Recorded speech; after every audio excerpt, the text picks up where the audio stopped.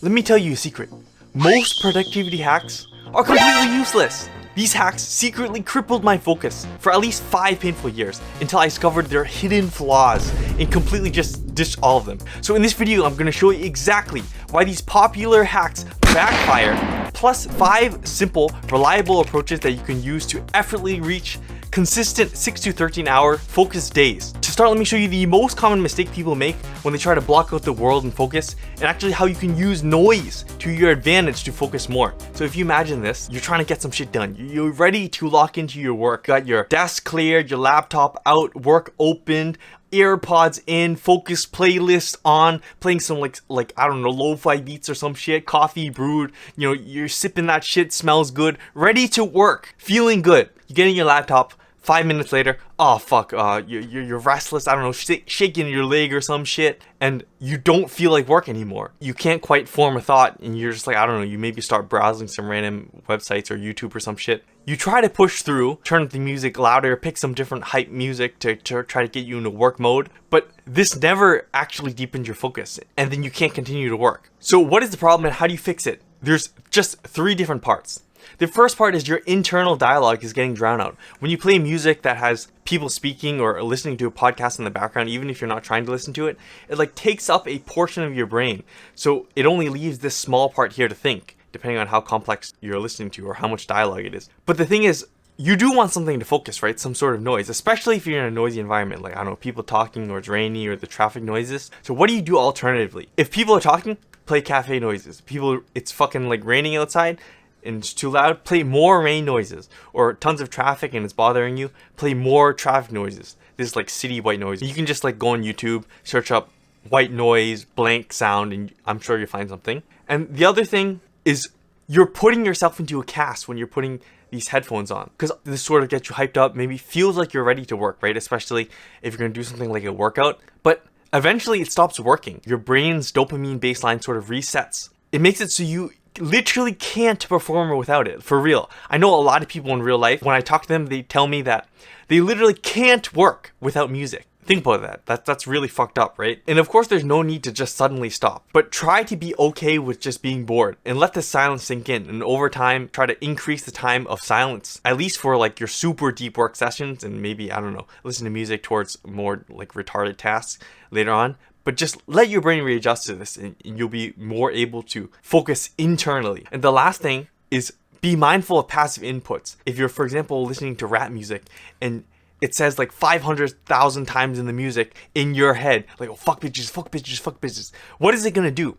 Is it going to make you more focused? No, it's probably just going to make you more horny and think about ass all the time, right? So of the sounds that you play in your head, make sure it's aligned to your focus. Like, if you want to be productive, don't listen to things that will make you unproductive, like this stuff. Basically, monkeys, no hear, no see, no say, no evil. And your brain will be reset to that to focus deeper. Okay, so with that, you stop shooting your own focus ability. But what about managing your time? Let me show you how these time management hacks always backfire, and the alternative that will guarantee always match your brain's natural cycle for maximum focus on time all the time. So I want you to imagine you're like a brain surgeon or something. You're actively doing surgery on this patient into a deep part of their brain. And your focus right now is super hardcore. Every movement that you're making, super precise, cutting into that monkey's brain or this patient's brain. Concentration over 9,000.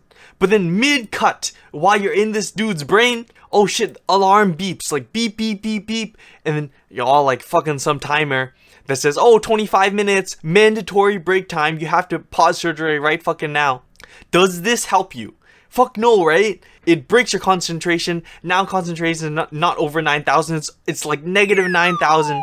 You're at risk of error now because you're out of your flow, like pushed out of the zone that you're in. And then let's say now you're on your break and it has like 10 minutes left. You're ready to go back in and you want to go back in.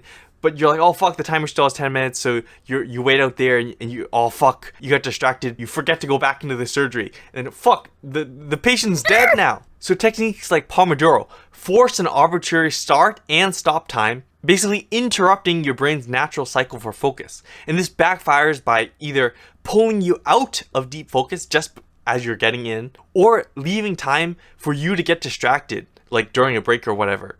when your brain's already ready to go. So how do you manage your work interval without clock blocking your focus? Very simply, start with ditching your timer, and then you have two different options. The first option is to use a stopwatch. If you really feel like you need something there, you can have a stopwatch and just sort of glance at it every single time you feel your focus is dipping. If it's hit like a solid number, like, I don't know, an hour or 90 minutes or something like that, then you can stop because you're likely at your natural focus dip. Or even better is you just get a drink and you always stay hydrated. Obviously staying hydrated is good.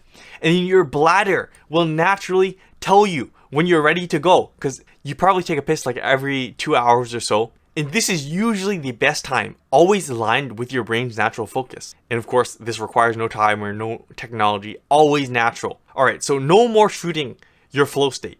But what about planning your day? You need a plan, right? Let me show you how plans often crumble with the popular advice and what to do instead. So you've probably seen these like super hyper productivity gurus with their schedules planned down to the nanosecond. Literally have like 9 a.m. They're gonna respond to emails to like 9:17 to 9:43. They're gonna have like a deep work session, and then from fucking like 9:43 to 9:58, they're gonna have this like super synergy meeting with their business team to discuss. This looks all super impressive at first. Like, this looks fucking OP as fuck, right? Super productive. Looks like you're getting a shit ton done. But the thing is, when an urgent call comes up, like in the middle of the day, something outside of this schedule, you're like, oh fuck, what do? Like, you postpone it or you skip it? Do you miss the call? It massively fucks up everything. This rigid schedule will backfire because it forces you either ignore the opportunities or emergencies throughout the day, or abandon the schedule entirely, and then, okay, what the fuck is the point? You just waste your time setting this whole thing up.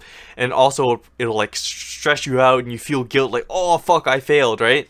So how do you structure your day without this fragile blueprint? Well, lucky for you, the day is already naturally broken up into natural blocks, so you can always schedule your time correctly with literally no additional inputs. And there's just 3 steps to use it. The first step is to prioritize. So identify the first important 1 to 3 tasks that you want to do throughout the day. You just want to do this every single previous day. Always have your tasks ready to go. And step 2 is just to block categories, not minutes. So instead of the minute by minute schedule, you have the natural blocks of time throughout the day, which is the morning, afternoon, and the nighttime. And you want to block out the tasks in each of these blocks based on your chronotype. So if you're like a morning dove or like a morning person, you want to just have your hard tasks during the morning. You have like more medium stuff in the afternoon, and then easy stuff during the day. If you're more of like an afternoon person, then you just like hard tasks during the afternoon, more medium stuff in the morning, easy tasks at night. If you're like a night pigeon, then of course hard stuff at night, easy stuff in the morning, and like medium stuff throughout the afternoon. And step 3 is just to embrace the flexibility. So each of these blocks within them, you hit the priorities dynamically. Like if you have a high priority task that suddenly arises in the middle of this while you're working on something, then of course you can do it. Or if you're like, you're in deep and you want to keep going, you started in deep on this task and you're super deep and you want to just keep going, extend it a little longer, sure, just keep going. Just let it go.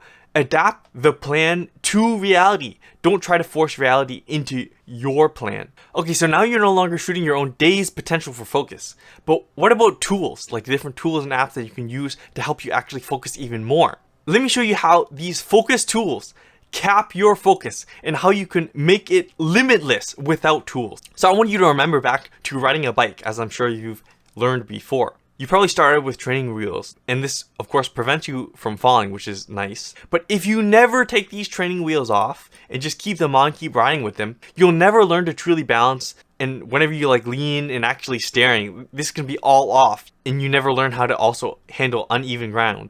So you remain dependent on the wheels, stuck at beginner level forever, although you can ride. Focus tools, just like fidget spinners, fidget devices, fidget balls, anything that you try to use, like if you say you have ADHD or some shit, try to use these devices to stay on target. This is the same thing as using training wheels. Yes, they probably offer some like temporary distraction as like an outlet to cope with your boredom or whatever and try to get you on work. But in reality, they just scatter your mind. Relying on them forever backfires because it always prevents you from developing real focus, keeping you at like beginner level all the time, beginner focus. This is because you're substituting a physical action of like using a tool for the mental work of trying to direct your focus and sustained attention. So the question is, how do you ditch these focus training wheels? First, it's just straight up remove the wheels. Like if you have a fidget device, any of these stupid tools, completely get rid of them right away. And then in order to try to wean yourself off, maybe try something like chewing gum or something like that instead, to substitute it for at least a little while. And your brain will probably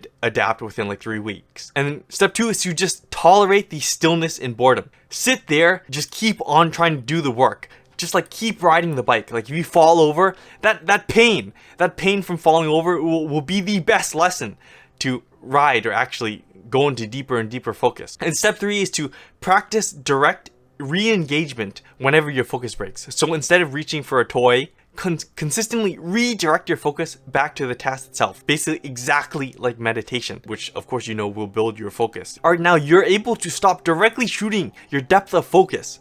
But what about working with other highly productive people? This helps you improve your focus, right? Let me show you how most people are actually just another hack that massively backfires on your focus, and how you can actually use people the right way to focus. So imagine you're working on like a team of 5 people. You're all trying to start a business, and you think 5 brains put all together is gonna be like super big brain, right? And it makes perfect sense, right? This actually makes sense. More people thinking is better. But the thing is, now these 5 people thinking that, they try to work on like the same PowerPoint, the same Word doc, exactly at the same time. So it's almost like trying to move this mouse, but then it's constantly moving.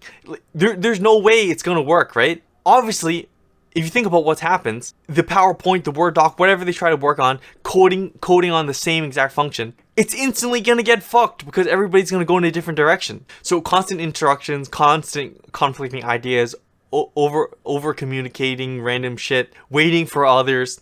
The focus of each individual gets fragmented, and then the final output, of course, will be fragmented. It's gonna be a complete mess. And the biggest example of this is like group work in school. That shit's always fucked. So people tell you that this group work speeds things up, but it actually backfires, slowing down core creativity and problem solving work due to something called, like, I'll just call it coordination drag. There's no way 5 brains can be completely aligned at once. So the question is, how do you leverage other people without killing focus? Because obviously having more brains is powerful. There's 2 different options, but the first one is this framework. For any task that requires actual deep focus, like sustained concentration in thinking, writing, coding, design, any complex problem solving, do this work completely alone, just at first is key. Then you want to ask yourself, once you've worked on it for a while and you think you're at a good point, is there any more open problems you can fix? If the answer is yes, then of course just keep working on it until there's no open problems that you can fix. But then as soon as the answer becomes no, you go into the next part,